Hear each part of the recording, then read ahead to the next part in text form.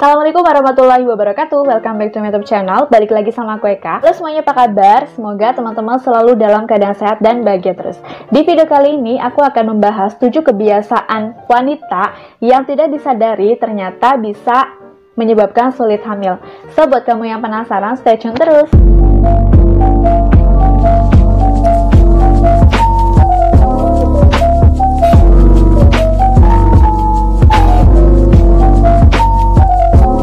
Tapi sebelum kita lanjut untuk nonton videonya, jangan lupa buat kamu yang baru, subscribe channel aku, nyalain juga lonceng notifikasinya supaya kamu gak ketinggalan setiap aku upload video.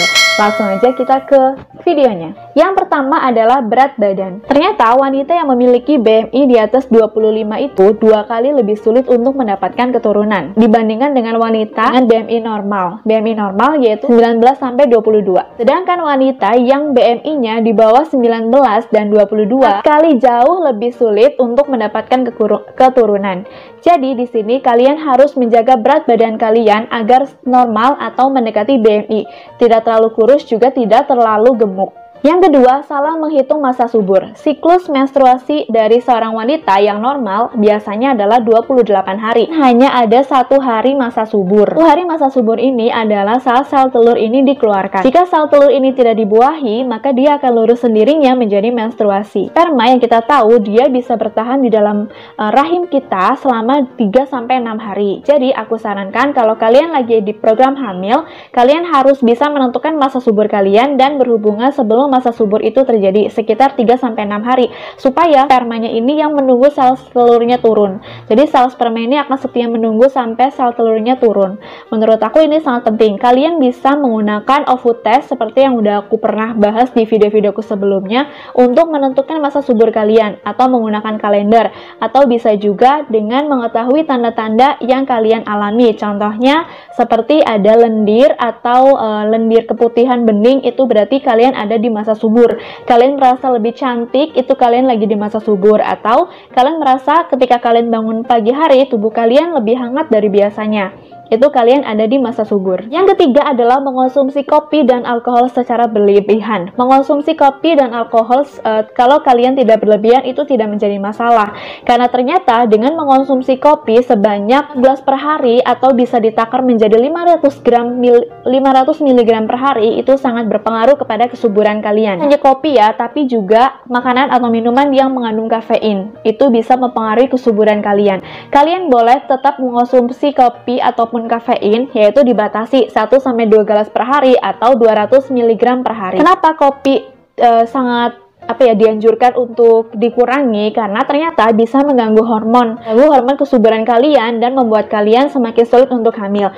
Jadi kalau kalian lagi promil, aku sangat menyarankan kalian ataupun suami kalian mengurangi mengonsumsi kopi dan juga kafein.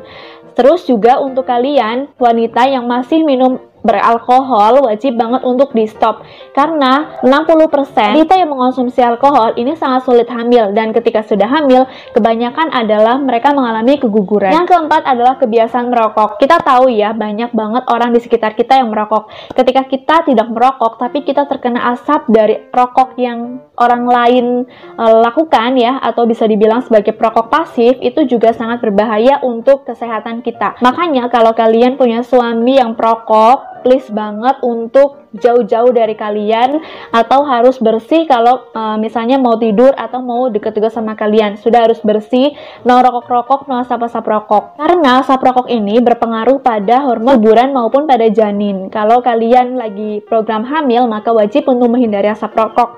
Kalau kalian sudah hamil, apalagi ya, sangat tidak bagus untuk janin di dalam kandungan kalian. Yang kelima adalah bahan kimia berbahaya. Bahan-bahan kimia yang ada di sekitar kita itu sangat berpengaruh pada hormon kesuburan kita. Bahan kimia yang suka kita jumpai contohnya pestisida, pewarna, ya, cat rambut, pengawet makanan, cat, pembersih, itu bisa mempengaruhi siklus menstruasi dan mempengaruhi hormon kesuburan. Kalau kalian lagi promil, disarankan untuk menggunakan bahan-bahan yang alami saja. Yang keenam adalah stres saat bercinta. Kalau kalian sedang berhubungan, maka aku sarankan untuk tidak sedang dalam tekanan, tidak sedang dalam keadaan stres, entah itu pekerjaan atau masalah yang lainnya. Kalian harus berada dalam kondisi yang senang, enjoy, dan happy. Maka itu bisa meningkatkan peluang kalian untuk hamil. Karena kalau kalian bercinta pada saat kondisi kalian itu rileks, tidak stres, itu bisa memperbaiki air mani pada pria dan juga sel telur pada wanita. Dimana kalau hal tersebut terjadi, maka peluang kehamilan pasti lebih besar. Yang ketujuh adalah waktu tidur dan kerja. Untuk kalian para wanita yang kerjanya itu nggak dari pagi sampai sore, tapi mungkin shift-shiftan, shift pagi, shift sore,